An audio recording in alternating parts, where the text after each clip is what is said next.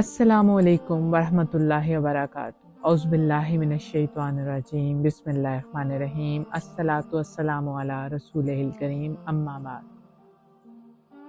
آج کا ہمارا ٹاپک ہے کیمرے کی آنکھ۔ یہ عموماً سنا گیا ہے کہ کیمرے کی آنکھ آپ کو دیکھ رہی ہے۔ بہت سی ایسی جگہ اس طرح کا ٹائٹل بھی لگا ہوتا ہے کہ کیمرے کی آنکھ آپ کو دیکھ رہی ہے۔ جہاں پہ ایسا لکھا ہو وہاں محتاط ہو جاتے ہیں کچھ بھی کرتے ہوئے کہ کیمرے کی آنکھ ہمیں دیکھ رہی ہے، اگر ہم نے کچھ بھی ایسا کچھ کیا تو ہو سکتا ہے کہ وہ پبلک ہو جائے، لوگوں کے سامنے نشر کر دیا جائے۔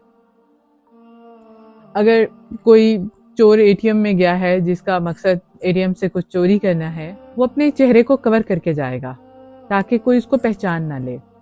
اگر ہم اس بات کا خیال اپنی عام زندگی کے معاملات میں رکھیں کہ اللہ تعالیٰ ہمیں دیکھ رہا ہے، کیمرے کی آنکھ تو نہ صحیح لیکن اللہ تعالیٰ ہمیں ہر جگہ ہر وقت دیکھ رہا ہے۔ جب ہم چھوٹے تھے تو یہ بات ہمیں پڑھائی جاتی تھی کہ اللہ تعالیٰ ہر جگہ ہر وقت موجود ہوتا ہے۔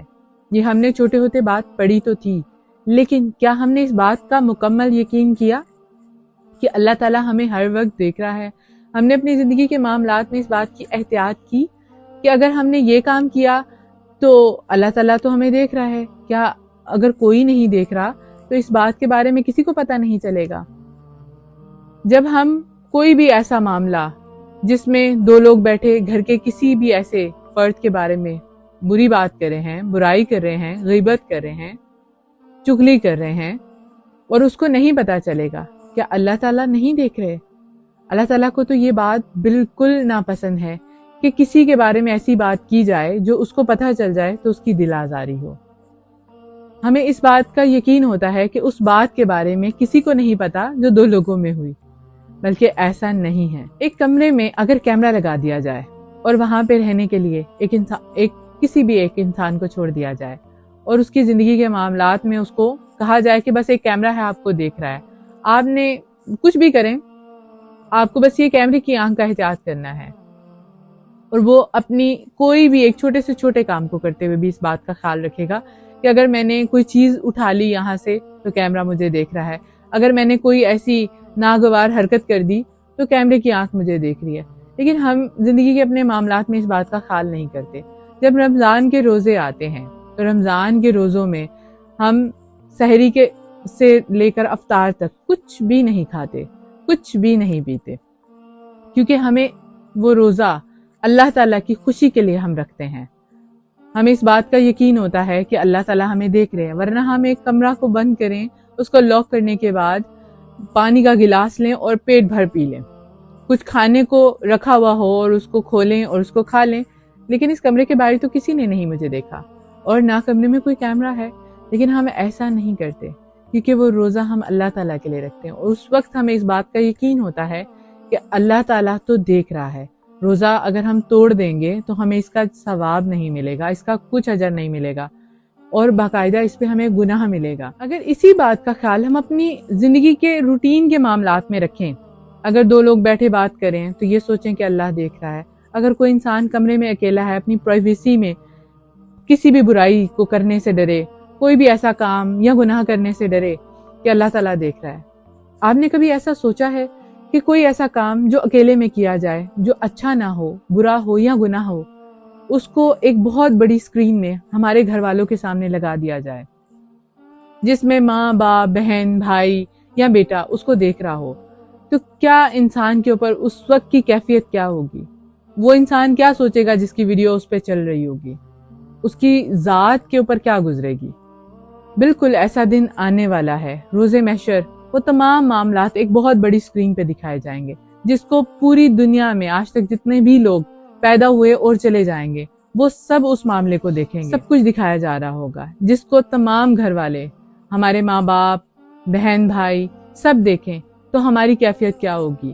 کس طرح شرم سے انسان پانی پانی ہو رہا ہوگا کہ یہ تو معاملہ یہ بات تو میں نے چھپ کے کی تھی، یہ گناہ تو میں نے کسی کے سامنے نہیں کیا تھا، کسی نے نہیں دیکھا تھا۔ تو یہ دن آنے والا ہے، ہمیں اس بات کا خیال رکھتے اپنی زندگی کے معاملات میں بہت احتیاط سے چلنا چاہیے۔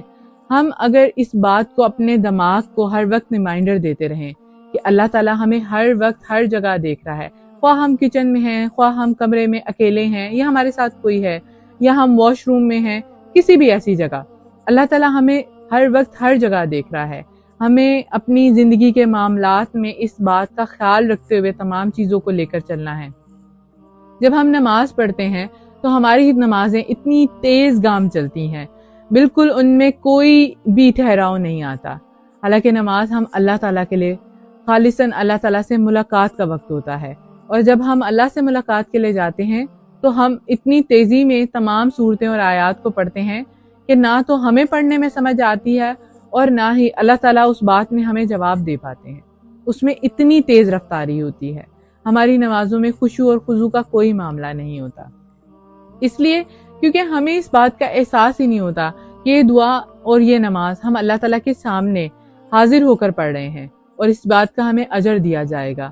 اور اگر نماز اس قابل نہ ہوئی، اور اللہ تو دیکھ رہا ہے کہ ہم نے نماز میں کیا پڑھا اور کس طرح پڑھا، اور اگر ان میں کوئی بھی خاص بات اس نماز میں، اللہ تعالیٰ اس نیت کو جانتا ہے کہ ہماری نیت تھی کہ ہم جلدی جلدی سے نماز پڑھیں اور یہ والا کام کر لیں، ہم جلدی جلدی سے یہ کام کر لیں اور ایسے چلے جائیں، تو اللہ تعالیٰ جانتے ہیں یہ نمازیں اور یہ عبادات ہمارے منہ پہ مار دی جائیں گی.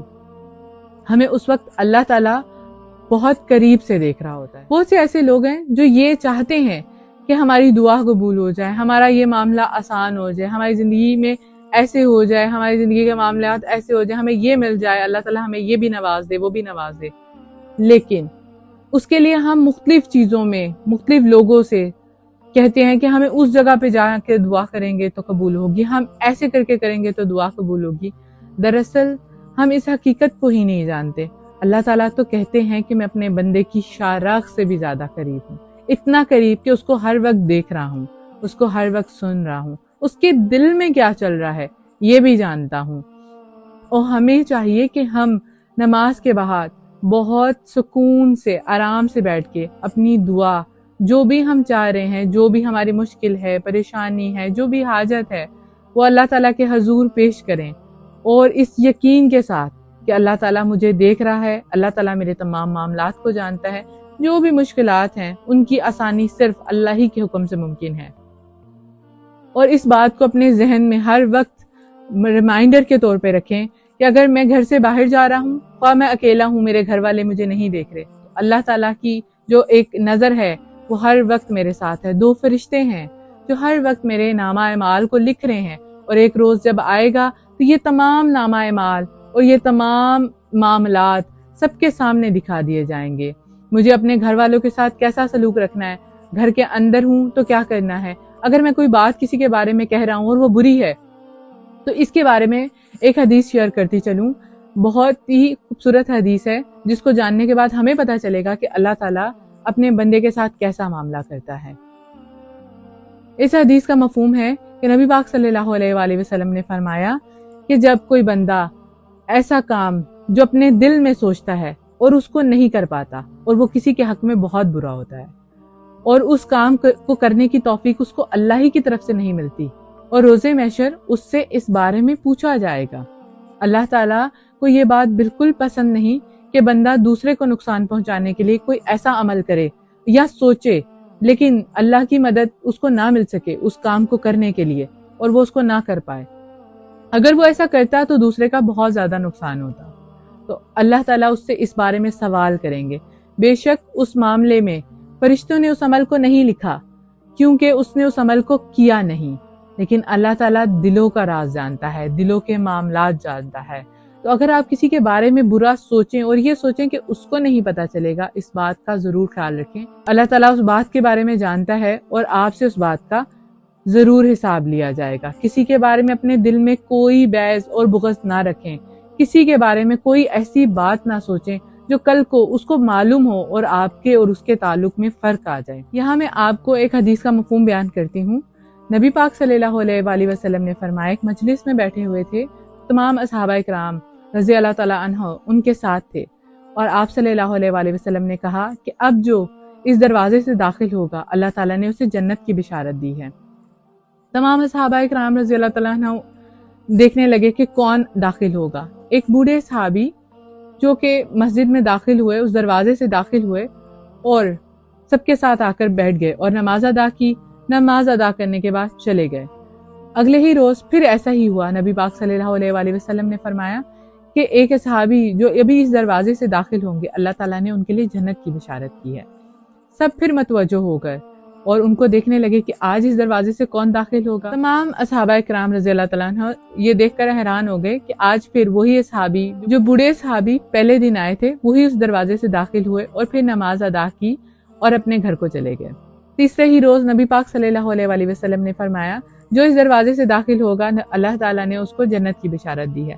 تمام صحابہ کرام آج بھی بہت غور سے دیکھنے لگے کہ آج اس دروازے سے کون داخل ہوگا۔ تو پھر وہی صحابی تھے جن کے بارے میں پہلے بھی 2 دفعہ نبی پاک صلی اللہ علیہ وآلہ وسلم نے جنت کی بشارت کے بارے میں ذکر کیا تھا۔ ان تمام صحابہ کرام میں ایک صحابی تھے جو بہت عبادت گزار اور ذکر و اذکار کرنے والے تھے۔ وہ بہت حیران ہوئے کہ یہ صحابی کیا ایسا کام کرتے ہیں کہ اللہ کے نبی صلی اللہ علیہ وآلہ وسلم نے ان کے بارے میں جنت کی بشارت دی ہے۔ عرب میں اس وقت رواج تھا کہ اگر کوئی کسی کے گھر جا کر مہمان بننا چاہتا تو اس کو بہت خوشی سے مہمان قبول کر لیا جاتا۔ وہ صحابی ان بوڑھے صحابی کے گھر گئے اور ان سے کہا کہ میں 2 سے 3 دن آپ کے گھر مہمان بننا چاہتا ہوں۔ ان بوڑھے صحابی نے ان کو اجازت دے دی۔ اب یہ وقت تھا کہ وہ جاننا چاہتے تھے کہ وہ کون سی ایسی عبادت کرتے ہیں جس کی وجہ سے اللہ تعالیٰ انہیں جنت کی بشارت دے رہے ہیں۔ نبی پاک صلی اللہ علیہ وآلہ وسلم نے ان کے بارے میں ذکر کیا ہے کہ وہ جنت میں داخل ہوں گے۔ پہلی رات تھی کہ انہوں نے رات کا کھانا ان کو دیا اور اس کے بعد عشاء کی نماز پڑھی اور لمبی تان کے سو گئے۔ وہ صحابی انتظار کرتے رہے کہ یہ شاید تہجد میں اٹھیں گے یا رات میں دیر تک ذکر و اذکار کریں گے، اس وجہ سے شاید اللہ تعالیٰ نے انہیں جنت کی بشارت دی ہے، لیکن ایسا نہ ہوا۔ اگلے روز پھر ایسا ہی معاملہ ہوا کہ جب سارا دن گزر گیا انہوں نے عشاء کی نماز کھانا کھایا اور عشاء کی نماز ادا کی اور اس کے بعد پھر اپنا بستر لیا اور پھر سے لمبی تان کر سو گئے۔ وہ صحابی بہت حیران ہوئے کہ شاید آج یہ کوئی ایسی عبادت یا کوئی ذکر و اذکار کریں اور آدھی رات میں جاگیں گے اور تہجد پڑھیں گے جس کی وجہ سے اللہ تعالیٰ کے لیے یہ بہت محبوب ہے۔ دوسرے روز بھی ایسا نہیں ہوا، بلکہ تیسرے روز بھی سیم ایسا ہی معاملہ ہوا۔ جب ان کے جانے کا وقت آیا تو جانے کے وقت پہ وہ بہت بے اختیار ہو کر انہوں نے بوڑھے صحابی سے پوچھا کہ نبی پاک صلی اللہ علیہ وآلہ وسلم نے 3 دفعہ آپ کے لیے جنت کی بشارت کی بات کی اور میں آپ کے گھر اسی لیے آیا تھا کہ جان سکوں کہ آپ ایسی کون سی عبادت کرتے ہیں جس کی وجہ سے اللہ کے نبی نے جنت کی بشارت کی بات آپ کے حق میں کی ہے کہ اللہ تعالیٰ نے کہا ہے کہ آپ کو جنت میں داخل کیا جائے گا۔ تو بوڑھے صحابی مسکرا دیے اور کہا کہ میں کوئی ایسی عبادت نہیں کرتا، 5 وقت نماز پڑھتا ہوں اور اللہ کو یاد کرتا ہوں، لیکن میں ایسی کوئی خاص عبادت اور نفل نہیں ادا کرتا جس کی وجہ سے مجھے جنت کی بشارت دی جائے۔ ہاں، لیکن ایک ایسا عمل ہے جس کی وجہ سے اللہ تعالیٰ نے مجھے جنت کی بشارت دی ہے۔ وہ عمل ہے کہ میں اپنے دل میں کسی کے لیے بغض اور بیر اور برائی نہیں رکھتا۔ اگر مجھے کسی کی کوئی بات بری لگ جاتی ہے تو میں اس کو اللہ تعالیٰ کے لیے معاف کر دیتا ہوں۔ میرا دل ہر وقت ہر برائی سے اور ہر کسی کے لیے صاف ہوتا ہے۔ اور یہ بات بتانا یہاں بہت ضروری ہے کہ جنت میں داخل ہونے والا انسان وہی ہوگا جس کا دل بالکل صاف ہوگا۔ اپنے دل کو تمام برائیوں سے، تمام لوگوں کے لیے جو بھی بغض، بیر اور ناراضگیاں ان سے خالی رکھیں تاکہ اللہ تعالیٰ ہمیں بھی جنت میں داخل فرمائے اور ہماری زندگی کو آسان فرمائے، ہماری زندگی کے معاملات میں ہمارے لیے آسانی کرے۔ ہم اپنے دل کو لوگوں کے لیے صاف کریں، کون کیا کر رہا ہے، کون کس لیے کر رہا ہے، اللہ تعالیٰ ان کو بھی ہدایت عطا فرمائے، اللہ تعالیٰ ہمیں بھی ہدایت عطا فرمائے، اللہ تعالیٰ ہماری زندگیوں میں آسانی کا معاملہ فرمائے، اللہ تعالیٰ آپ کا اور ہمارا ہمیں اور ناز سے۔ السلام علیکم۔ ایسی اور ویڈیوز کے لیے ہمارے چینل کو لائک اور سبسکرائب کیجیے اور زیادہ سے زیادہ شیئر کیجیے۔